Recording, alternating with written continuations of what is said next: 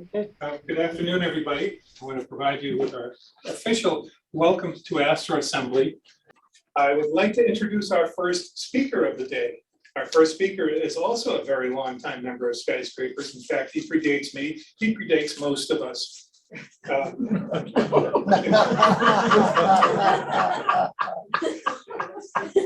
1990, Skyscrapers member Rick Lynch visited the home of Leslie Peltier 10 years after his passing. And just briefly, if you don't know who Leslie is, of course, Rick will tell us, but he is a very well-known amateur astronomer, somebody who wrote a couple of books that many of us in this room have read and found some inspiration from. Rick was fortunate to have a wonderful relationship with his wife, Dottie. I don't know how much detail you want to go into that relationship, but he made several visits to the place on Jennings Creek. The observatory was still standing, but in great disrepair, as was the Merry-Go-Round Observatory. They received permission to remove and restore the Merry-Go-Round Observatory. He also was given access to all of Leslie's notes, papers, natural history collection, and much of his astronomical items. Rick's presentation will follow Leslie's life as presented in his book, Starlight Nights in the Place on Jennings Creek. I'm very excited. We haven't heard Rick speak for a while. If you've heard Rick, his talks are memorable. However, given the age of the group here, I'm sure that you join me and that most of us have forgotten what he said just even a few years ago. So this will be like having a new talk. Please help me welcome Rick Lynch. Thank you.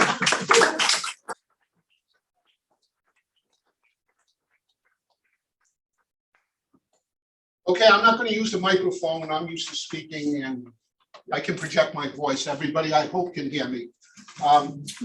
I worked in the photo industry and I was responsible for most of North America for our sales force. So I had the opportunity to travel on business, but I always tied in my other passions of astronomy and archaeology on some of those trips, much to the chagrin of the company, but we did fine. In 1990, I was in Ohio and I wanted to go see Leslie Peltier's facility. He had passed away in 1980. Can you stand over there? He had passed away in 1980, and in 1980, Dottie, his wife, shared with me that a few amateurs had come out to see his place after he had passed on, and I guess the publicity made it into Sky and Telescope and other things. But not too many people had come, and those that had come were your typical young astronomer who was kind of dressed like they were living under a bridge and everything else, and wanted to go and see everything. And she had some reluctance about taking people out back and everything because of her age. She did tell me I was the only person who had ever showed up to talk about Leslie wearing a suit. Okay, so right away I gained some credibility. I knocked on the door, I introduced myself, told her who I was, tell I was a great admirer of her and her husband, and she invited me in, and we had a couple of days together, and I was able to take a lot of photos. She opened up the archives of Leslie's, and then I returned back in 2000. Okay, in 2000, the place on Jennings Creek, their home had been sold. She had passed on, and that I was not able to get access to the back behind the home, which is where the observatories were. But I'm certain they were taken down by that time. So I'm going to take you kind of on a little tour. It's a simpler time in astronomy. Has everybody heard of Leslie Peltier? Because those who have not heard of Leslie Peltier, I would highly encourage you to read the books, to read his most famous book, which is called Starlight Nights. Speaking with Bobby Horton in the past, we both agree that every now and then you get into a little rut in astronomy, and when you need a little refresher to get you back in the groove, you go back and you read Starlight Nights. It's quite a read because it relates to a lot of us old timers and how we grew up in astronomy when life was a lot simpler. But let's go to Ohio. Just outside of Delphus, on the main road into Delphus, is an Ohio historical marker. So Leslie was well known, and he was best known for the fact that he had discovered 12 comets. He had made 132 variable star observations, And 132,000. 132,000 variable star operation. Our good friend and deceased member Jerry Dyke had actually exceeded his totals, but he had better instrumentation, technology, and everything had improved from when Leslie started. But what I'd like to do is show you, these are the books that you really want to, if you haven't read this book, I'm telling you, it's an inspirational book.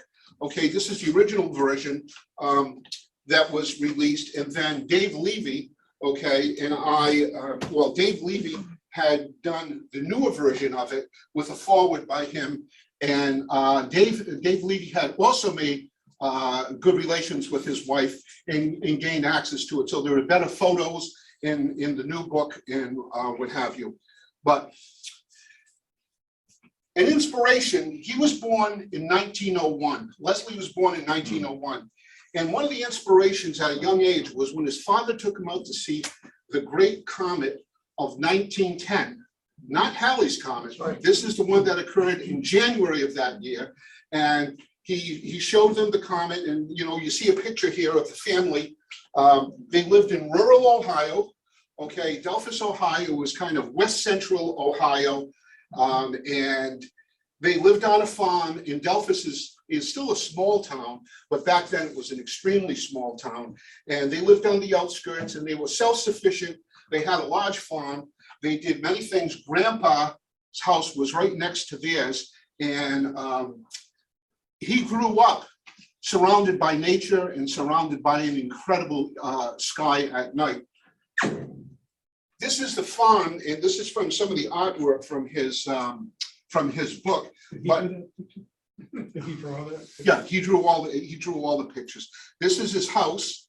Okay, this is the barn here, and this is Grandpa's house. The Orgalace River is right here, and if you take a look here, here's the strawberry patch, okay, and we'll tell you more about that. And you can see when he did this, he was really into nature. He wasn't really into, well, he drew this in later years, but it was reflecting at a time when he was more into nature than he was into astronomy. And we'll talk about that. There were wasps here, fairy shrimp here. There are Indian mounds here that are along the Agalas River, which are mound builder, Hopewell mound builder sites. So this is the main road going in, and I went down and I wanted to see if I could find the original house. This is in 1990, and along the Agalas River and the main road, I knew approximately where it should be. There were no street numbers back in those old days, but this is the house that his father built and his grandfather built. This is the house in 1990. I did get inside, okay. If you read Starlight Nights, you'll read all about the house and how he wired it when electricity first came and everything else. When I went back in 2000, okay, this is the house as it looked in 2000. So you could see just what the weather had done and Mother Nature had done to the house. I haven't been back since. I would venture to say that the thing is probably collapsed, and it's probably new homes are there and what have you. This is the inside. This is actually the entrance to his room. And you say, so what? You got a picture of his bedroom. You have to read the book to really appreciate it, because he turned his room into a museum where he kept all his collection, his natural history collection, what have you. One of the things that was very inspirational to Leslie was a book. His family were not wealthy, but they were self-sufficient and well-to-do. And one of the big things in the family was they would buy books and the family would put it in the library. This is back when you had subscription encyclopedias. For those old of us, remember the guy would come, Dr. Head, we have a wonderful series of encyclopedias, and for just $7.95 a month, you can have volume 1 and everything else. So he really got inspired with the encyclopedias that the family had, but the family always ended up buying additional books, and Christmas time was a time when books were given, okay? More so than new socks or what have you. They really enjoyed, and everybody read the books, what have you. This is a book called Rolfe in the Woods, and it takes place in the Adirondacks in Connecticut up into New York State. And he's a well-known author. And Leslie was familiar with nature at a very early age. Animals, birds, insects, rocks, trees, plants were all familiar to him. Yet when it came to the night sky, he said to himself at a young age, why do I not know a single one of these stars? Okay, and that was his inspiration. I have the book and I have the Starlight Nights. You can actually find this on eBay or something. I picked it up for $8. It's a wonderful read if you love nature and camping and Indian culture and everything. Most people wouldn't think much of it, but it's important to me because it was the thing that inspired Leslie. And when I read the book, I could see why it was so inspirational to him. Well, he didn't know a single thing as far as the night sky was concerned. His father would take him outside and he would go outside at night. He'd look at the night sky. And one of the first things one night he was out with his father and he asked him, you know, what's that bright star in the east? And that bright star in the east, okay, was Vega, okay? And Vega was really the first thing he learned. And he learned that because he had gone to the local library and he had picked up the book Friendly Stars by Martha Evans Martin. And there's a great story to that book, not the one I have, but to the one he had, and how it came back to him later in life. The Friendly Stars showed the constellations, and it also listed on the pages of the book, and this is the page from where you see Lyra, it all listed some of the prominent objects that you can see there, whether they be galaxies or clusters, fairly bright ones, because we're talking at a time when not many people had telescopes, a couple of variable stars, and he was really inspired by this. He went through the book, he learned the constellations, and he said, Jesus, I need to see more. And what he needed to do was he needed to get a telescope, okay? And he, you know, getting a telescope back in the 1920s and 1930s was a costly endeavor. But what his father had arranged is they had hired help that used to come and Peltier's commercial strawberries. He used to sell strawberries commercially. And what he did was he said to his father, you know, I really like to buy this telescope. So his family was always encouraging him in science and everything else. But he says, you have to do it with a goal in mind. So he said, I'll tell you what, you assist in the picking of the strawberries at harvest time, and I'll give you 2 cents a quart for every one you pick until you get to the amount of money you needed. Well, he needed $18 because in Boy's Life magazine, there was an advertisement for a French-built pull tube 2-inch refractor, extremely well made with very good optics for $18. And that's how he raised money to get his first telescope. And he called it the Strawberry Telescope. This is the Strawberry Spyglass. And this is the original Spyglass. We brought it out and put it on the dining room table. And he had it. And what he would do is he would go and stand up at the edge of the house and he would hold it up. And he quickly realized that he couldn't observe very well holding the telescope, that he had to build some kind of mount. And one of the first things he built, and it talks about it in Starlight Nights, is this is an old grinding wheel. He built a pair, put the grinding wheel on it, and just kind of a stake through the center so that it would rotate. And he mounted the telescope on that, and he did most of his observations out in the open field with the Strawberry Spyglass. And with the Strawberry Spyglass, okay, he had, after he had left the Friendly Stars, he graduated to William Tyler Alcott's book, The Field Guide of the Skies. And this is where it talks more in depth about variable star observing. It tells you that if you want to make a contribution to the science of astronomy, you can do it by means of variable star observations. And it went through the whole thing and told them how you make these observations and everything else. And it said that you have to contact him. And William Tyler Alcott, who's from Norwich, Connecticut, was a founding member of the AVSO. And what he did was he wrote to him and he contacted him. And the only requirement was, in order to participate in this program, you had to have at least a 3-inch telescope. So he kind of stretched the truth a little bit because he didn't figure anybody would come from Cambridge to Delphus, Ohio to check on his scope. And he says, yes, I have a 3-inch telescope. When in actuality, he had a 2-inch telescope. He went on to make many variable star estimates of extremely high quality. And those variable star estimates gained him a lot of notoriety, okay? And people started to take notice. There's this young guy out in Ohio, he's making these observations. The observations very good. They fall right in line with the light curve and everything else. So we need to kind of help him with this young teenager along. And what they did was, well, before we get to that, this is the field book of the skies, the beginning of a new focus on the night sky for Leslie. And if you take a look here, right here is R Leonis, the variable star. Every single year, he would make his observation. He made observations whenever Lyra was up. He would always make an observation of R Lyra, okay? And he would record the magnitude and everything else. But it became, every season, every night, not every night, because you look at the time period, he always used R Lyra as the starting point for all his other observations. So it was really, really important to him. Well, R Leonis back then, for those of us who've been around a long time in astronomy, the AVSO used to put up blueprints to star charts. They were blue and they looked like blueprints. He wrote to the AVSO, told him, I got a 3-inch telescope and I would like to really start making some observations.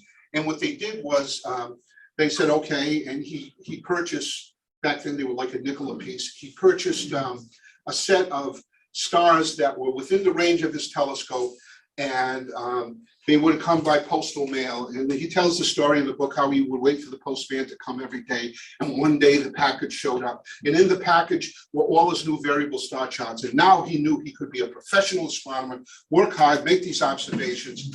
So they arrived in the middle of the winter on an extremely cold night. And there was no electricity in the house or anything back then. Everything was by oil lamp. And he spent he said he spent like the next 5-6 days locked in after this major blizzard, just going over these star charts over and over again, so that as soon as he had a night where he could go out, he would knock them dead and really start making his observations. Well,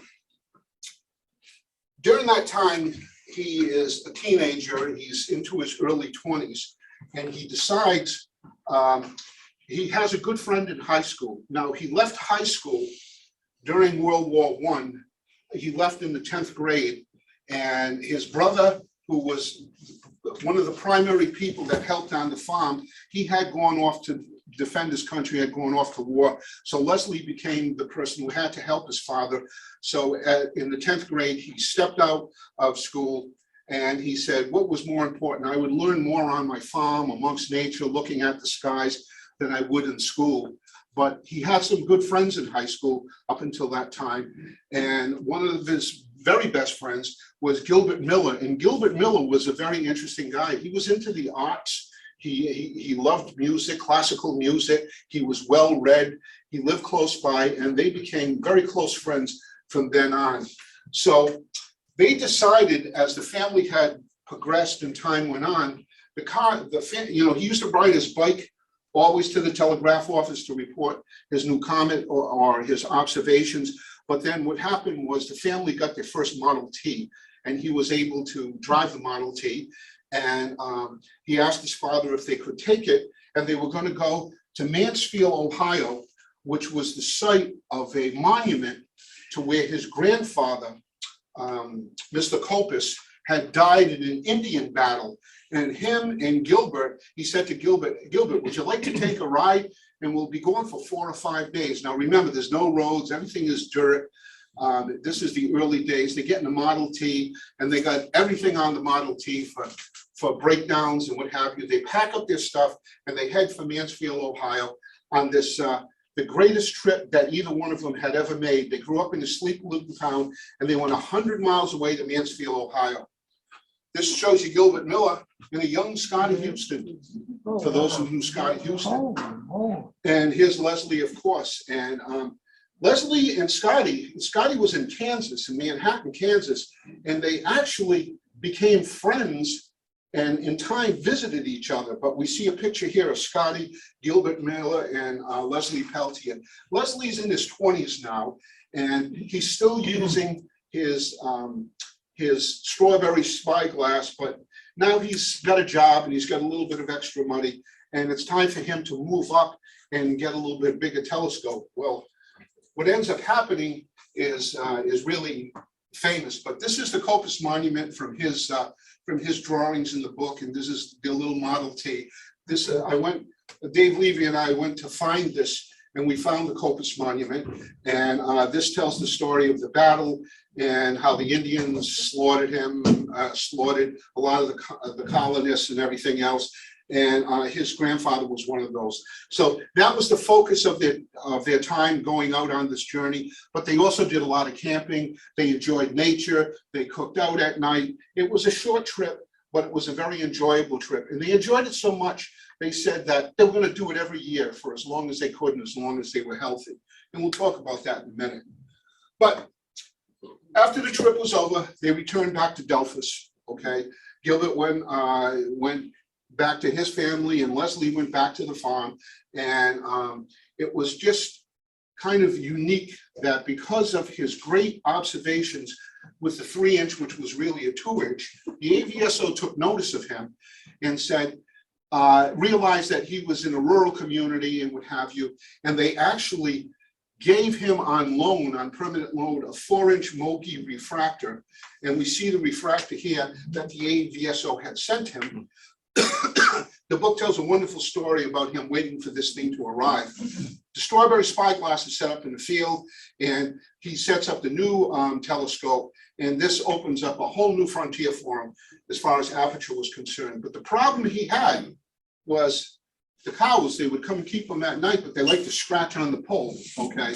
So he had it fairly well aligned, but it was only a wooden post in the ground with rocks and buried and everything else, and the cows would come and they would move it, his pole alignment would go off and everything else. So as he gets a little older, his father says, you know what, you need an observatory, okay? And he says, we're going to build an observatory. So what happened was him and his father, they built the observatory out in the middle of the field, and this is it. And we see Leslie here with the observatory, and this is his new research facility, and he's got the 4-inch Mogi in there, and he does a lot of observing, okay, a lot of observing. He outgrew the 6-inch, the 4-inch. Henry Norris Russell was the director of Princeton Observatory, and he was involved with the early part of the AVSO and the observations in Harvard College, and he recognized that this was an exceptional young man. And what he did was he gave him a 6-inch f8 refractor that came from Princeton University. And this was a unique refractor because it was used by a student at Princeton by the name of, I had to write it down because I always forget, Zacchaeus Daniel, who with this telescope, and it's a wooden tube telescope, with this telescope in 1907, he discovered a comet while at Princeton, Comet Daniel. And then in 1909, he discovered 2 more comets. So before Leslie got the telescope, this telescope had already discovered 3 comets. Hey, Rick, that looks like a very short focal ratio. You know what it says? The literature says it's an f8, and if we go back here, no. Oh, no. You know what? I put that's an f5. The other one was an f8. This is an f5, my mistake. So it's 30 inches. Yeah. So because he was doing variable stars, this was a telescope that had a fairly wide field, and he wasn't much of a planetary person, not that he didn't look at the planets. So the rich field f5 was something that worked out good for him in doing variable stars.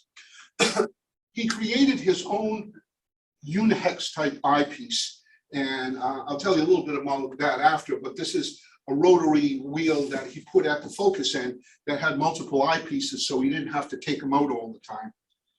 Well, this is the telescope, and this is the original tube, and this is one of Leslie's comet discoveries. He would, every night that he was out, he would comet hunt all the time with this telescope, and every single night, if he found something that didn't appear to be where it should be, he would draw a diagram, And then he would go back the next night to see if it's moved. So that was the procedure he always used. And by doing this, both with this telescope and later on with the Merry-Go-Round, and I think one of them was discovered with the 12-inch, which we'll talk about later. He discovered 12 comets. So I don't know what happened to this tube and telescope. Without jumping too far ahead, the objective to the Merry-Go-Round Observatory and the objective to the 12-inch refractor that he had were taken by his son, who lived in Atlanta, Georgia, after he had passed away, but everything else was left behind. I think the tube might have gone there because Zacharias Daniel had inscribed his comet discoveries and the dates on the wooden tube, and Leslie continued that with that telescope as long as you use it, and he inscribed it with his comet discoveries. Well, he's now a young man in his late 20s, early 30s, and he's a little bit more self-sufficient. He's still living with the family at home, and he works for a company called the Delphi Spending Company, and he was an engineer draftsman for them. And what they did was they designed a lot of things, but one of the things they designed was playground things, slides and everything else, and they manufactured it. And you think about it, merry-go-rounds, okay? And the whole concept of the Merry-Go-Round Observatory came from him working at the Delphi Spine, doing these, you see these merry-go-rounds where they just got, at all 4 compass points, you got a bar and everybody just pushes and then jumps on board. So that's where his inspiration came for the Merry-Go-Round Observatory. Well, all the time he was growing up, and when he had to go to town on his bike to pick up mail or to go find out about his telescope, to report about a new comet discovery, he would ride down the rural country road, and he went by one family, one of the families, and the houses were pretty far apart, and the family was Homer Nyheiser, and he had a lovely little dark-haired, brown-eyed daughter who Leslie, would go by, and he would see her as he was growing up, and if she happened to be out, he would wave. And then as he got to be a little bit older, and he got in the car, and he would go to town, and he would go to work, every now and then, on the way home, he would see this wonderful looking woman who was now around the house, and he took notice, and he would wave, and she would wave back, and eventually they made contact. And Dorothy Nyheiser and her, they became very, very good friends. She went off to college, and but when she returned home, she always came home to see Leslie, and eventually they decided that they were going to get married. So in 1933, they did get married, and that was the beginning of a new part of his life in more ways than one. But he basically, they said, what are we going to do for a honeymoon? And she got, and you talk about synchronicity and everything else. Dorothy, who of course is the person I'm talking with, she got her degree in anthropology, and she was very interested in Native American culture.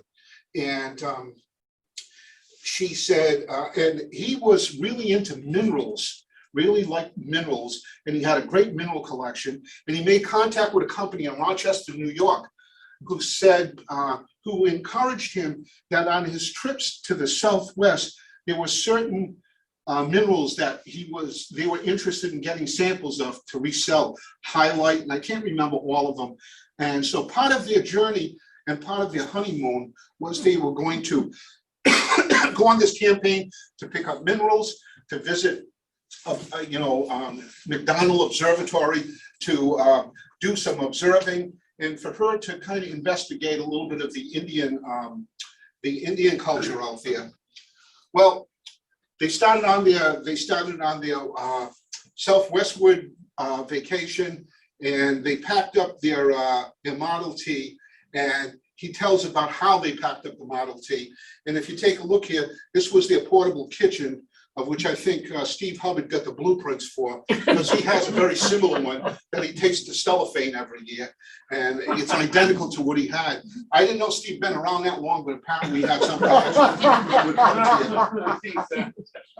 They head west, okay, Is that and his telescope on the bumper? no, that's actually their tent. Oh. Steve, I was telling how I didn't realize you had been around that long, although I've known you a long time. But Leslie, he created a portable kitchen that he carried on his, thank you, that he carried on his trips.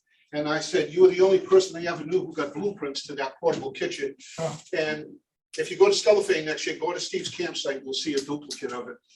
But one of the places they stopped in their farthest point west before they started heading back was to a place called Shumla, Texas. It's there's not much there.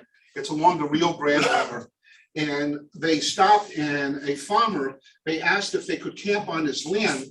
And he said, oh yeah, sure. He explained who he was and everything else. So they drove in onto the farm, or the ranch, I would call it. They got pretty far down, and they set up camp, and it was really a kind of an interesting time they had there, 2 or 3 days. But the farmer's young son came by to see this novelty of these people that were camping, and he had the telescope. He always brought the telescope with him. And he said, hey, what are you doing? And so looking at the stars and everything else. And says, oh. He says, I hear the river. Is the river close? And he says, oh, yeah. It's the Indian caves are not too far away. When Dottie heard the Indian caves, she said, So they went, and the son told them how to get to these caves. And in Starlight Nights, they talk about the journey of getting up into this cliff cave. And it was a very old cliff cave, and it was from the time of the basket maker culture of the Indians. And this shows you, this is the cave opening overlooking the Rio Grande River. There's Leslie and Dottie there looking out, and this shows him digging. They dug and they found all kinds of artifacts, okay? Prehistoric pottery. Well, when I heard that, I said, oh, wow, can I see it, Dottie? And she said, oh, yeah, come on, we'll go down cellar. I'll see if I can find it. She did find it, okay? And I said, well, I do a lot of archaeology, and I'm familiar with the Southwest and everything else. So we hit it off real good, because then she found out I was interested in archaeology. And she says, I have a little present for you.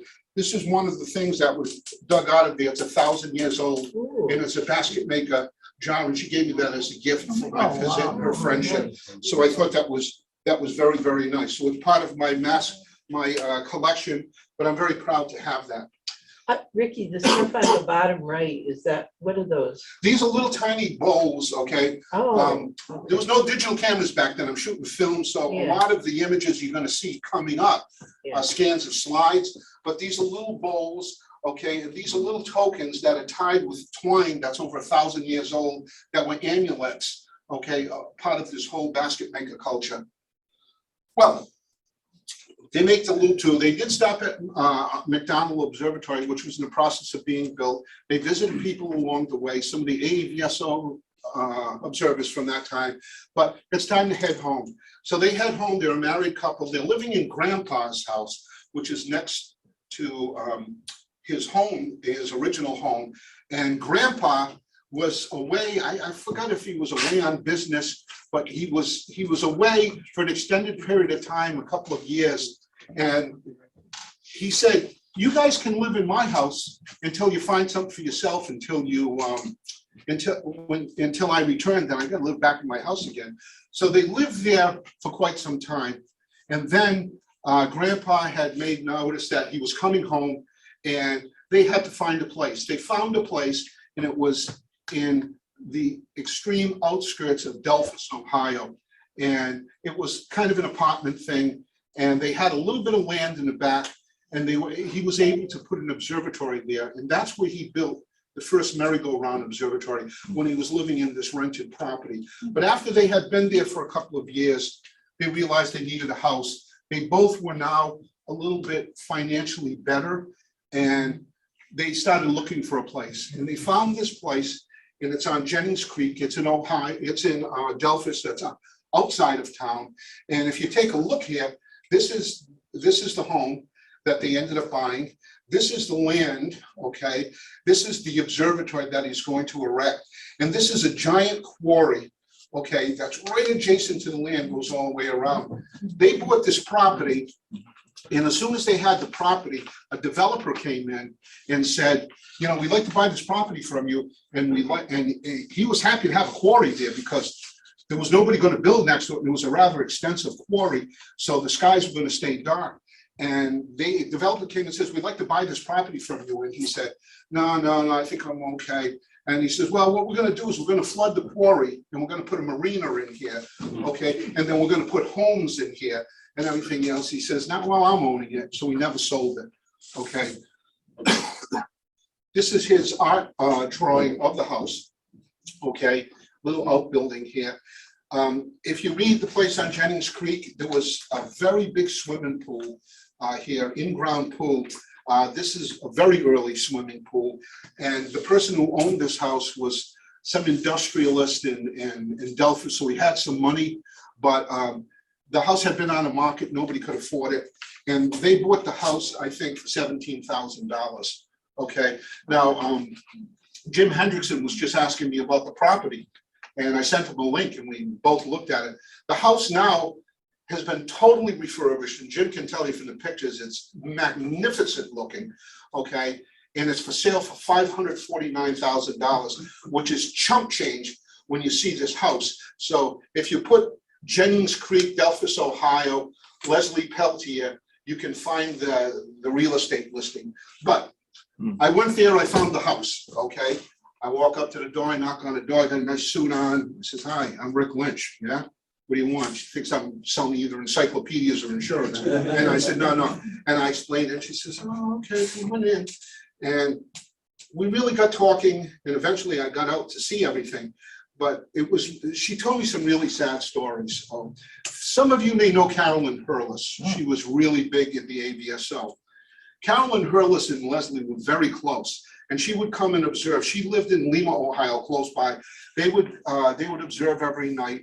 And, you know, he would go to bed probably around 8 o'clock, get up about 10 o'clock, observe, go back to bed early in the morning, sleep during the day. And she can remember it in the hot summer days, laying in bed at night with the windows open and hearing the two of them laughing and giggling at the telescope. She wasn't assuming any naughty stuff was going on. It's just, she kind of grew up lonely at that time because he became so dedicated to astronomy and his observing, and during the day he slept a lot. He did keep up the property. He did all the right things. Okay, he was a very good husband, but it was a lonely time period for him.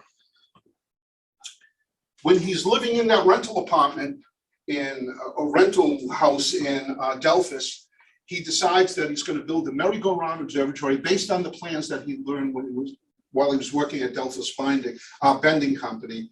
And Jerry Dyke's observatory, for those of you who inventors, was based a lot on Leslie's thing. And Jerry and Helga, you had gone out to Delphus, didn't you? I know Jerry did. Yeah. Anyway, this shows you his plans. He was a draftsman, so his artwork is very good. And believe it or not, there's a tie-in with Ed Turco with this also, and we're going to talk about that in a second. These are some pictures from the family scrapbook I took out. Like I said, I just laid them down. I'm still shooting with film back then. I took the pictures, and it showed him in the observatory the way he had set it up. In 1990, when I was there, the first time I was there, I said, boy, you know, his legacy in the Merry-Go-Round Observatory is so important. The Merry-Go-Round in the main observatory had sat totally vacant, nobody had done anything with it on the property for 10 years. And it was in bad shape. So this is the Merry-Go-Round Observatory. The 6-inch that came from Princeton was the objective. This is me inside of it. And the sun did take the lens out after it was gone. And then it just sat there for a while. I said, Dottie, could we possibly consider taking that and refurbishing it? I had met an Ohio amateur astronomer, and I don't want to get off base, but he was he worked at Wright-Patterson Air Force Base. He was in the Air Force. He had very high security clearance, I said, you got UFOs or anything there? He says, we got a building there that nobody gets to see unless you've got above top secret and everything else. And a lot of weird things happened there. And I said, oh, Jesus, see if you can get me in. But anyway, we hit it off on astronomy, the local astronomy kids and everything else. He got to know, and we arranged for another trip to come back to take the observatory, to take it out, refurbish it, and put it on display in the Dayton Museum of Science, which did happen. I'm not sure if it's still on display. So this is Roger. This is me. We're taking all the instrumentation out. These are some of our helps. This is the base for the merry-go-round that it rotates on. And we eventually got everything out of there. Now, while we're there, okay, one of the things is he had that unihex eyepiece on the 6-inch. And I said, Dottie, is there any possible way I could take this and photograph and show it? She goes, no, you can keep it. And I felt funny, but I said, okay, I'll take it. Okay. So I took it, and I was showing it to Ken Lonnie once, and he said, oh man, this is really incredible. So I thought it would be best. I gave it to Ken, and it ended up with the antique telescope makers or something. But okay, he's using the Merry-Go-Round Observatory. It's behind the place on Jennings Creek, and he's become famous. A lot of people know him. Miami University in Oxford, Ohio says, listen, we're tearing down our observatory, okay? We got to put up new dorms, okay? Here's the old dorms, here's the transit room, and here's the observatory. You can see how close the dorms are. So the sky, everything became awful there. And it had a 12-inch refractor in it, okay? And it was an Alvin clock refractor. And it relates back to New England, because he said, you can have the observatory, you can have the instrument, you just got to cart it out of here. Well, he had enough friends that all took place. The 12-inch refractor was originally at Van Vleck Observatory in the tube of the 24, 23, 26? I think it's 26. 26-inch Van Vleck Observatory in Middletown, Connecticut had ordered to their new observatory, not this one, this is the old original Van Vleck Observatory. They had ordered the 26-inch during the time of the Second World War. They couldn't get glass. There was some problem with delivery. So Alvin Clark said, I'm going to send you a 12-inch. You can put it in your tube and you can use it until the 23 or the 26-inch is ready. And then you'll be on your way. Well, when that telescope was finally ready, the 12-inch was taken by the University in Oxford, Ohio, and that was what was in the McFarland Observatory.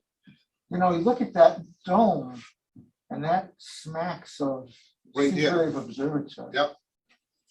Yep, and it rotated on the same principles with a wheel and everything else. Yep. Now, the time came 1959, disassembly. He had enough friends that it didn't cost him anything. They went over to Oxford, they took the dome, they split the dome in half, they took the buildings apart, they took out the telescope, and they transported it to Delphus, Ohio.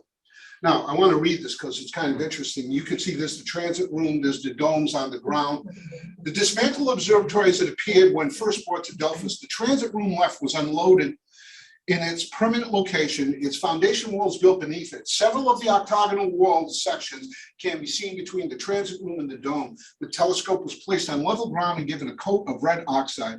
Several times during the winter 59-60, the lens and tailpiece were placed in the tube and the lens tested in low altitude variable stars observed.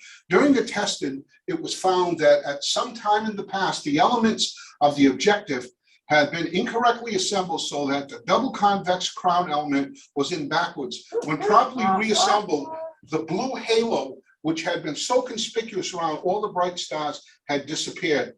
Bob Horton, are you here? Did that not happen at LAD? Yes. Yes, it did. Okay, similar thing happened at LAD. It wasn't a clock, it's a brass there, but it was a common occurrence. So he got a mediocre telescope that ended up being absolutely fantastic. Comes to his property. This is from one of his drawings. He assembles it, behind the Merry-Go-Round Observatory. He had bought additional land that was available, so his acreage was greater. He was trying to protect his skies. They were good, and they're still actually a little good on the outskirts of Delphus. This is Leslie at the 12-inch. This is a Warner and Swayze mount. We'll talk about that tonight for those of you who are coming back. Warner and Swayze were the greatest, some of the greatest telescope makers. They didn't do objectives. What they did was they did all the tubes, all the mechanics, the mounts and everything for it. But this is him, and he now has an enormous thing to do inner sanctum variables. These are variables that are extremely low magnitude, I think below 13th magnitude, and he was able to do a lot of this. And this is the observatory. Leslie's first telescope, the Strawberry Spyglass. This was from the family album. He's got a picture here with a Strawberry Spyglass, his very first telescope. Here's his new 12-inch, and we see the merry-go-round in the background. And this is how Leslie first started observing with a Strawberry Spyglass. So he was a collector, okay? He held on to everything. When in 1990, when I was there, this was the observatory, and you can see it's pretty run down, and this is the merry-go-round. And what was sad about this is he died unexpectedly of a heart attack, and the dome never really got closed properly. And after months, maybe a year, they couldn't close it anymore. Nobody went out to it. It was just two abandoned buildings behind the house. This is the inside of the telescope, and this was the telescope when I saw it in 1990, 10 years after his death. Totally corroded. The brass was awful. Just covered with a piece of plastic, and you could see the slit in the dome. It never closed, and it just continued to deteriorate. The inside was in rough shape. This shows you the mechanism. There was a 1/2 horsepower motor here that rotated the dome. We see the telescope. We see the observing ladder. You can see the condition was really, really bad.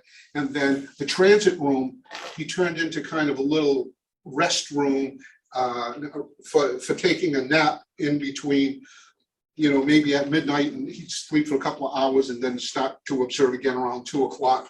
And this is the entrance into the transit room, and this is the inside of the transit room. And these are all his records, okay? And I'm looking at them and I'm saying, oh, Jesus, boy, would I love to have these. But I just didn't feel it was right, and I didn't ask. Now I might have taken them, but anyway, I don't know what happened to them, but the place just was totally abandoned and forgotten. Some of his artwork when he drew Saturn, which had been on the wall, was laying on the floor, and I would have loved to have had that. I'm inside with Dottie. She's telling me all the stories. She's telling me the history. This is where they first spoke in Starlight Nights. It talks about she's with a real estate agent going up and down the stairs, and he's out. He's not really looking at the house. Let Dottie decide about the house. I want to see what the hell the skies look like and the land looks like. So he comes back in the house, and and Dottie goes, "Oh, Leslie, I really like this. You know, I think we can afford it." And he goes, "Yeah, it's got a nice yard. The skies look pretty good. Go ahead, buy it." Okay, so they bought it. And Jimmy, did you look at the pictures for the real estate? Yeah. You saw this in there. I mean, Yeah, the inside is magnificent now. Not that it wasn't back then. The house was full of antiques. Well, we went through his collection. This was his little notebook in high school when he took all his natural history notes, and there's more of his geography, some notes. This is him with a picture of his son Stanley, who's the one who took the objectives. And the library, he had become so famous. The library now said, "Oh, that Friendly Stars book, we're going to have that rebound, and we're going to give that back to Leslie as a gift for all his great accomplishments." And they rebound the book, okay? And he knew it was the original book because when he was using it, okay, I don't know if it was a mosquito or a fairly large bug had got caught in the book, and he closed it. And after a while, the bug was impregnated into the page of the book, okay? And when they gave him the rededicated book, he opened up to that page, and the bug was still there. Okay, so we knew it was the original bug. We see the Strawberry Spyglass here. Leslie passed away in 1980, okay?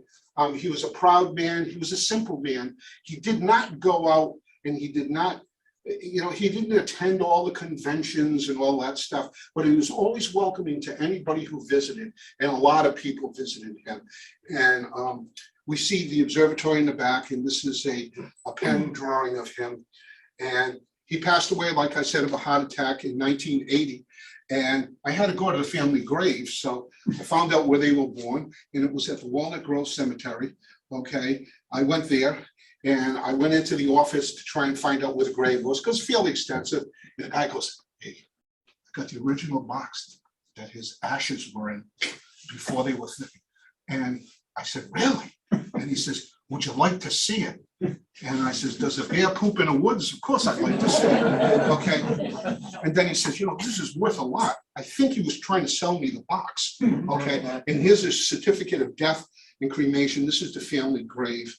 And I want to close with this, because him and Gilbert made that commitment that they would return every year, okay, at the same time, okay, to go to the Copis Monument.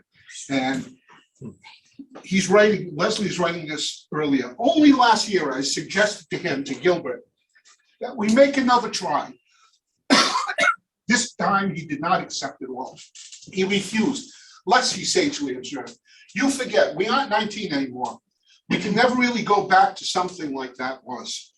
There have been too many changes. We would only be disappointed in it now." He was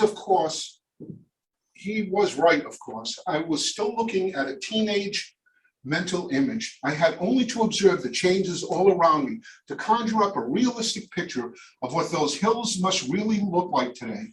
We would be doubtless find that the big oak and beech trees timbered off where he camped, and the gentler hillsides cleared for contour farming. The new roads would have been built, and the creeks that we forded cautiously have now been bridged with concrete culverts. Even the stream beside which we camped was doubtless not been dredged, and we wouldn't drink its water now if it were boiled for a day. Suburbia has by now moved in, and ranch-style houses must squat on every square bit of ground. The hills are laced together with telephone and power lines, and the once quiet slopes now echo with the whine and sputter of a power walk. Only the stars I saw that are still untouched by man. Thank you.